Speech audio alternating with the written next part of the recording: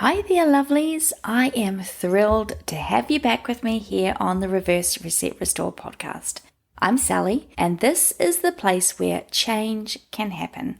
And that is exactly the topic for today's episode, change, which means we're taking ownership and accountability for our lives through challenging our thoughts, mindsets, feelings, and behaviors. So if you're ready to own your narrative and rewrite the story of your life, let's do it together. Change comes from within.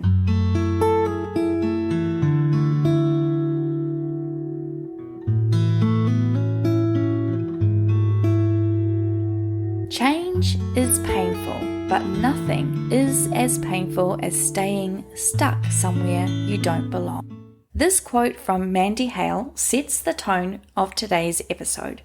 I want to talk about how our resistance to change can be a hindrance. We all know people who are stuck. Maybe we are that person, stuck in a half-life, stuck tethered to the past, stuck fearing for the future, stuck in jobs we hate or places we don't want to be. We're stuck in unhealthy relationships but stay with a million reasons or excuses, and yet none of those reasons ever underline our fear of change. And when I talk about unhealthy relationships, I don't just mean romantic ones or toxic family dynamics. I mean friendships and workplaces and the one we have with ourselves. So instead of stepping out, we stay stuck.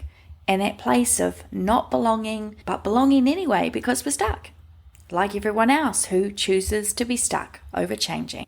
Now me personally, I've always been a sucker for change. I embrace it in many areas of my life.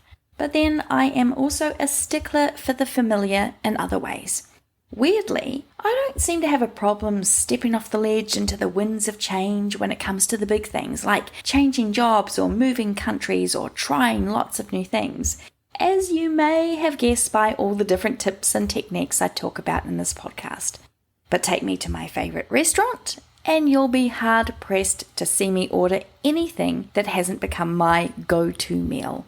Call it habit or comfort or just knowing I like what I like. There is a little bit of a niggle against change with those simple things in life.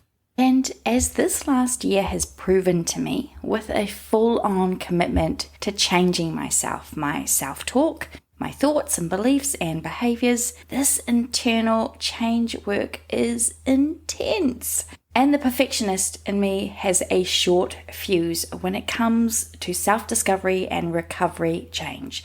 It wants the work to be done in absolutes. It longs for healing to have uprooted and tossed out once and for all of the yucky stuff that got trapped within the very fibre of my being like debris after a storm. It wants it all gone, permanently, finished, finito, done and dusted. But this is not how any of this works, my dear friends. There are rare occasions, of course, when you do receive immediate healing in your life from something that may have been an affliction. But, at least in my experience, and I suspect despite how often I feel so vastly alone, this is your experience too, change is something that happens with time and consistency and persistence. Change is constant. That's really the one thing that doesn't actually ever change. It's consistency. And for a lot of people, change is a really challenging and scary thing. And when we don't want to do something or we are afraid of what might or will happen if we do, we can quickly slam on the brakes and put up roadblocks to prevent change from occurring. This, of course, is self-sabotaging 101, and many of us are masters at it.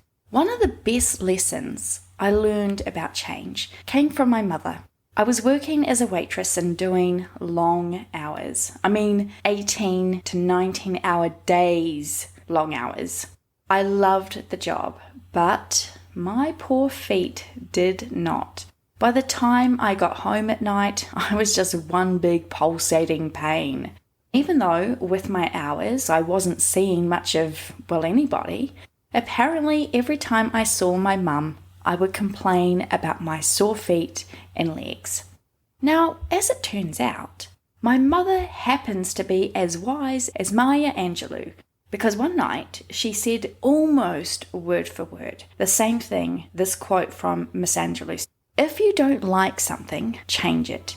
If you can't change it, change your attitude. Now, I'll admit, in the moment it was a bit of a slap in the face when all I wanted was sympathy, but it was exactly what I needed to hear. And being the change champion I am, I took it on board. I couldn't change the job. I was only working there for another month before I was heading back to the States and back to college, and I needed every spare cent I could get. So changing the job wasn't an option, which left me with the only other alternative, changing my attitude. And so I did. And guess what? My feet actually stopped hurting as bad because I had changed my attitude and my body followed suit. If I'd resisted that change, I would have kept myself in pain. But I chose to empower myself with what I could do within my control. In this case, it was my attitude. And when that shifted, things improved. Have you ever noticed a pattern of resistance to change in your life or for your life? I'm going to give you an opportunity right now to see if you can recognize yourself in the following 10 reasons why people may struggle when change comes along. Number 1, fear of the unknown. Change often brings uncertainty about the future, leading to anxiety and resistance. People may prefer the familiarity of their current situation, even if it's not ideal, over the uncertainty of change. Number 2, comfort zone. Humans are creatures of habit. That's why I mentioned my meal. And they often feel safe and secure within their comfort zones. Stepping outside this zone can feel, scary and threatening and obviously uncomfortable, leading to resistance. Number 3, loss of control. Change can sometimes feel like a loss of control, especially if the change is imposed rather than voluntary. People may resist change because they fear losing autonomy or influence over their own lives. Number 4, risk aversion. Change inherently involves risk, and some people are more risk averse than others. They may resist change because they fear potential negative outcomes or failure. Number 5, emotional attachment. People often develop emotional attachments to their routines, their environments, and especially their identities. Change may threaten these attachments, leading to resistance as individuals seek to protect what is familiar and dear to them. Number 6, past experiences. Negative past experiences with change, such as failed attempts to change or traumatic events, can create a reluctance to embrace new experiences. People may resist change to avoid repeating past mistakes or experiencing further discomfort. Number 7, perceived threats. Change can be perceived as a threat to one's status, relationships, or sense of self-worth.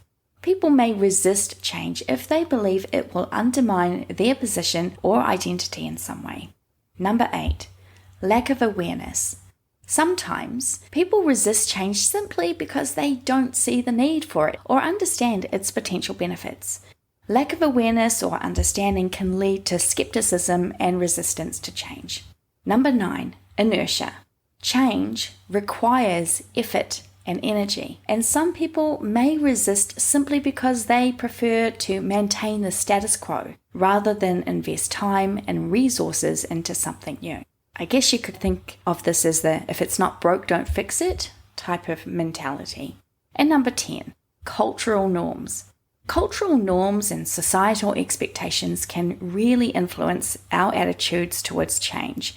In some cultures, there may be such a strong emphasis on tradition and stability that leads to resistance to change because that could potentially create problems, especially in the family dynamics, even causing the potential for people to be ostracized from their culture or their society.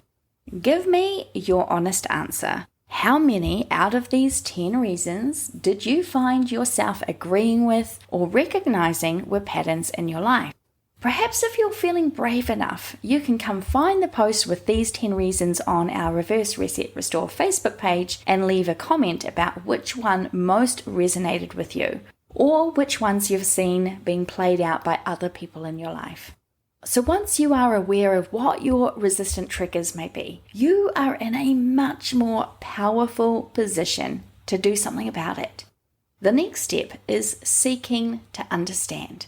Understanding these reasons can help us address our resistance to change more effectively and implement strategies to facilitate smoother transitions from where we are right now and where we want to be. Once we understand what might be holding us back, we now get to choose. Now, most people act like they are victims of circumstances, buffeted about by forces beyond their control. It's easier to blame others for why we stay stuck in one of those 10 reasons. Our resistance offers us a familiar comfort, and it means we don't have to take on any accountability. But this resistance to change can be harmful in so many ways. It hinders our personal growth, it keeps us from experiences and opportunities, it forces us to remain in a type of limbo where our past hurts preside over us, and it limits our potential to become the person who we could always be. Here are 5 ways that we hurt ourselves when we resist change. Number 1, missed opportunities. By resisting things that can genuinely help us, we risk missing out on valuable opportunities. Whether it's new job prospects, educational courses, or personal relationships, our fear of change can prevent us from experiencing growth and finding fulfillment. Embracing these opportunities, even if they seem unfamiliar or challenging at first, opens doors to new experiences and potential success. Number 2, stagnation. Resistance to change can lead to stagnation as we become comfortable with our current circumstances and avoid stepping outside our comfort zone. This stagnation prevents personal growth and it limits our potential to acquire new skills, expand our knowledge, and just generally develop as an individual. It is only through change and adaptation that we can truly thrive in life. Number 3, limited perspectives. Being resistant to new ideas and perspectives often leads to a narrow mindset. By sticking to the familiar and avoiding change, we restrict our ability to see things from different angles and consider alternative solutions. Embracing new experiences and perspectives not only broadens our horizons, but also enables us to approach challenges with creativity and open-mindedness. Number 4, emotional well-being. Resisting things that can help us often stems from fear. Fear of failure, fear of the unknown, or fear of stepping outside of our comfort zones. However, continuously resisting these opportunities can contribute to increased stress, anxiety, and feelings of discontentment. By embracing change, we can cultivate resilience, build self-confidence, and foster a more positive mindset, which in turn promotes overall emotional well-being. And number 5, missed personal development. Personal growth is an ongoing journey that requires embracing change and learning from different experiences. By being resistant to things that can actually help us, we hinder our personal development. Through new challenges and opportunities, we have the chance to learn valuable lessons, build resilience, and discover our true potential. It is important to understand that growth and progress come from stepping outside our comfort zones and allowing ourselves to grow. So, now that we've looked at 10 reasons why we keep ourselves from moving forward and 5 ways that those reasons can hurt us, I want us to focus on what we can do to move beyond the reasons and the fear and choose change. Here are 10 steps to embrace change. If you are a regular listener, you might find these familiar, but repetition is key to building new foundations on our healing journey. By reinforcing these steps, we empower ourselves to root out our old habits and strengthen our resolve for positive transformation. Number 1, self-reflection. Take time to reflect on your current situation and identify areas where you feel dissatisfied or unfulfilled. Ask yourself what changes you would like to see in your life. Number 2, set clear goals. Define specific, achievable goals that align with the changes you want to make. Remember to break these goals down into smaller, manageable steps to make them more attainable. Number 3, create a plan. Develop a detailed plan outlining the actions you need to take to achieve your goal. Set deadlines and milestones to track your progress along the way. Number 4, seek support.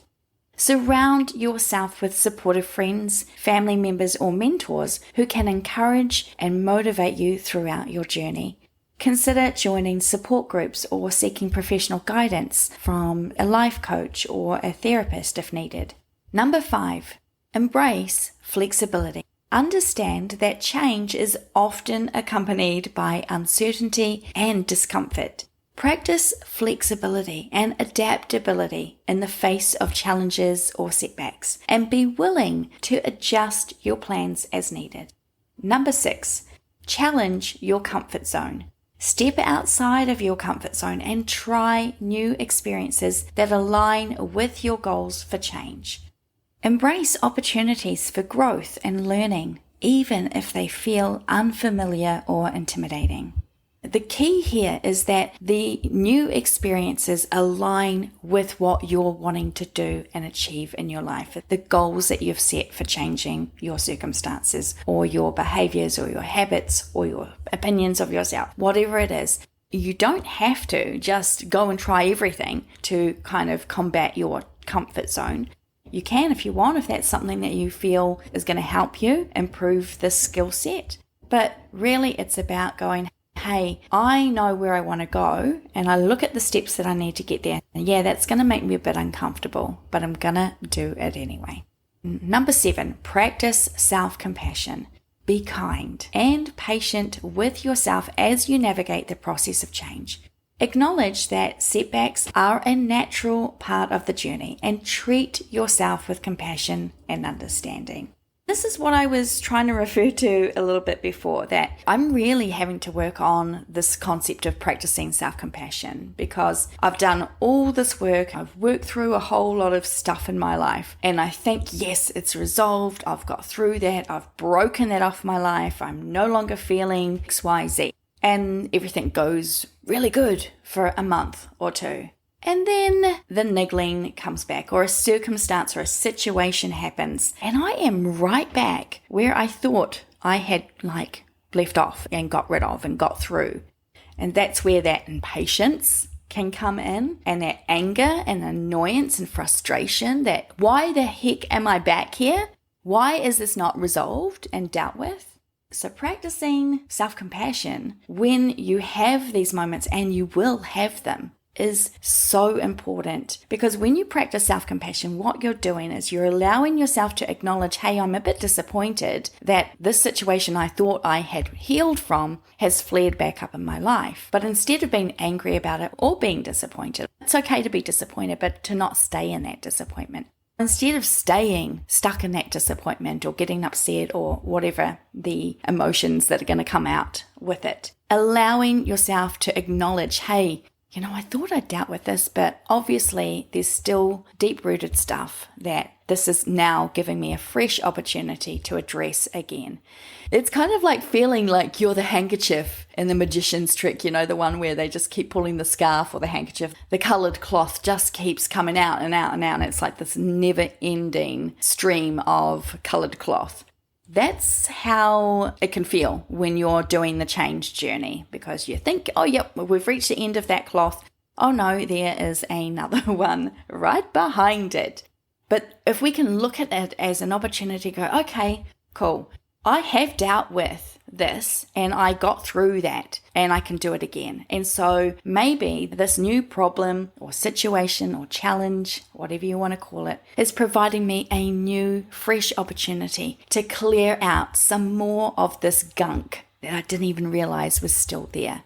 What a great way to re-look at the situation and recognize that it's okay to be battling the same thing time and time again, because every time we battle it and we win over that battle, we will win the war. The next time it comes up, we know the tools and the techniques that we can use, or we can consider how else we can go about this to heal from the certain situation, to one day there being no more gunk coming up because it's clear. And practicing self-compassion by being generous and loving and kind to ourselves will help us through those change moments. Number 8, visualize success.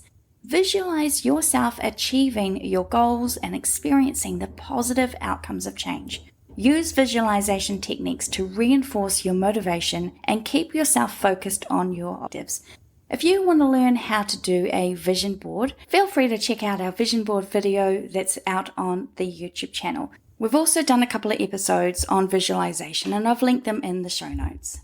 Number 9, celebrate progress. Celebrate your achievements and milestones along the way, no matter how small they may seem. Recognize and appreciate the progress you've made towards your goals, and use these victories as motivation to keep moving forward. Something as simple as keeping a journal, so that kind of helps you keep on track of what you've achieved, can be really helpful for you to be able to celebrate your progress.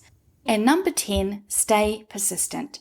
Stay committed to your goals and persist in your efforts, even when faced with obstacles or challenges. Remember that change takes time and effort, and stay focused on your vision for the future. And I know this is a big challenge of mine because I want things to happen yesterday. By following these steps, you can empower yourself to embrace change and take proactive steps towards creating the life you desire.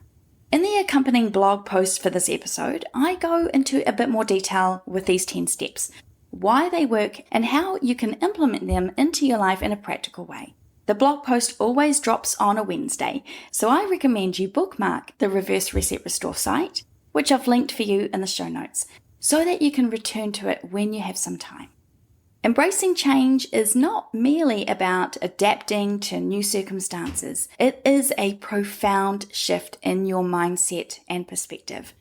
It's about letting go of the resistance that holds us back, that fear, and taking ownership of our lives, including the choices we make and those we don't.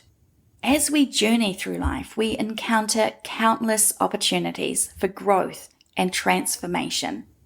Sometimes change is thrust upon us unexpectedly, and other times we actively seek it out. Regardless of how change manifests in our lives, our response to it is what ultimately will shape our experiences and define our path forward. Letting go of that resistance to change requires us to release the grip of fear and uncertainty and embrace the unknown with open arms. It is a process of surrendering control and trusting in our ability to navigate whatever comes our way. By relinquishing the need for certainty and predictability, we open ourselves up to endless possibilities and potentialities. And that is a truly beautiful way to live and be. And yeah, it's scary as heck at times too. And that's okay. It is okay to be scared. Taking ownership of our lives means accepting responsibility for the choices we make and recognizing that even the choices we don't make have consequences. It's about acknowledging that we have the power to shape our reality and create the life we desire, one decision at a time. Owning our choices empowers us to live authentically and align our actions with our values and our aspirations. You deserve to be the master of your own ship, the captain of your own design. I'm going to close this episode with a quote from Barack Obama, and it feels very much in line with the quote we began this episode with. In fact, all 3 quotes used today are pretty direct, and sometimes we need that too. I love this quote, and I hope that you'll reflect on it over the coming days and that it inspires you in ways that will delight and surprise. Change will not come if we wait for some other person or some other time. We are the ones we've been waiting for. We are the change that we seek.